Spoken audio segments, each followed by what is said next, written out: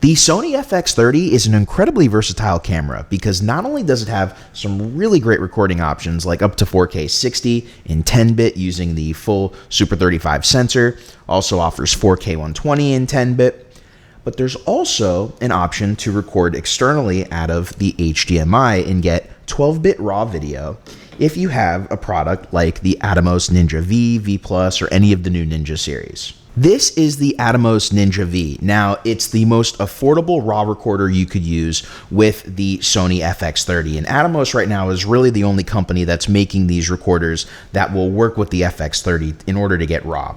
So with this Ninja V, I get up to 4.7K 30 frames per second. Now for me, that's fine. I normally film in 24p anyways. If you want to get up to 60p, you got to go for the Ninja V Plus or some of the newer Ninja models that offer the 60p recording.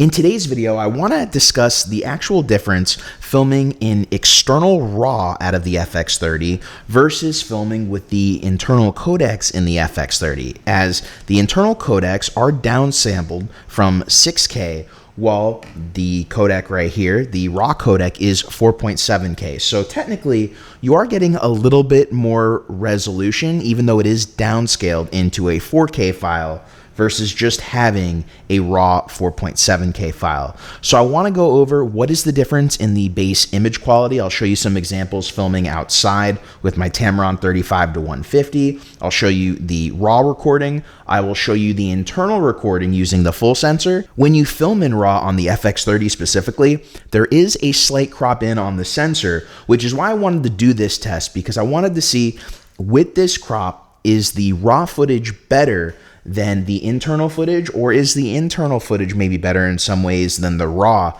And after looking at all the footage, it's actually a little bit of a mixed bag depending on which scenario you're filming in. And then after we go over the image quality, I want to show you the differences in using the Sony RAW format that I did a video on. I'll put a link to it if you want to hear more about it, but it pretty much is just using the normal internal 10-bit of the Sony cameras and doing some exporting and transcoding magic to get it to read in DaVinci as a RAW file and being able to do stuff like change your white balance, ISO, whatever. So I'll show you the difference of a major white balance correction with the internal codec versus the RAW codec. Then I'll also show you the difference in bringing up the exposure in post using the internal codec versus the RAW codec, because it really surprised me. So let's take a look at the footage.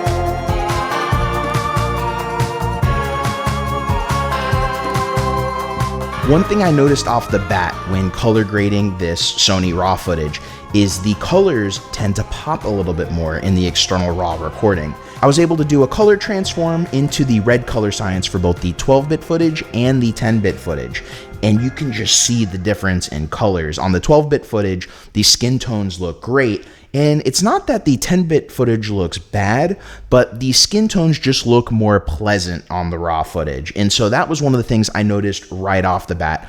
I also can't really tell if the RAW footage is sharper than the 10-bit footage, but due to the color difference alone, I really do enjoy this RAW file we can get from the FX30. I did pretty much the exact same color grade in the 10-bit footage to the 12-bit footage. Just so you all know, what I did was I transformed the color space of the 10-bit footage from S-Log3 into the red color science. And then in the RAW footage, I actually change the color science, as you can with the RAW footage, into the Blackmagic film color science. And then I transform that Blackmagic film color science again into the red color space and use the same LUT so I could get overall similar results. In the 10-bit footage, if you do the transcode, you can change the color science without having to use something like Cinematch or a color space transform in DaVinci. However, you are a lot more limited in the available color spaces you can change this to in the RAW tab versus the amount of color spaces you can change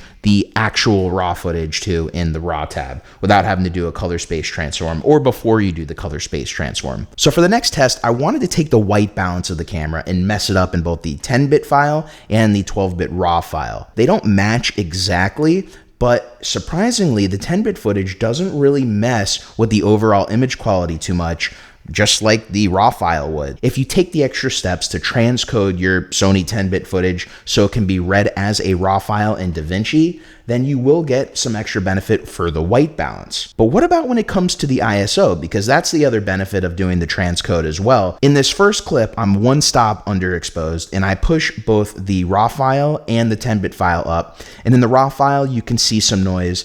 And in the 10-bit RAW file, you see some noise too. There's definitely less noise in the 10-bit file versus the 12-bit. Now, it makes sense. You're using the full sensor on the 10-bit file. It seems that pushing the ISO in post using this Sony RAW format in DaVinci doesn't seem to heavily impact the image quality that much. As we take a look at this next clip, I'm 1.7 stops underexposed in the 12-bit RAW file and the 10-bit file.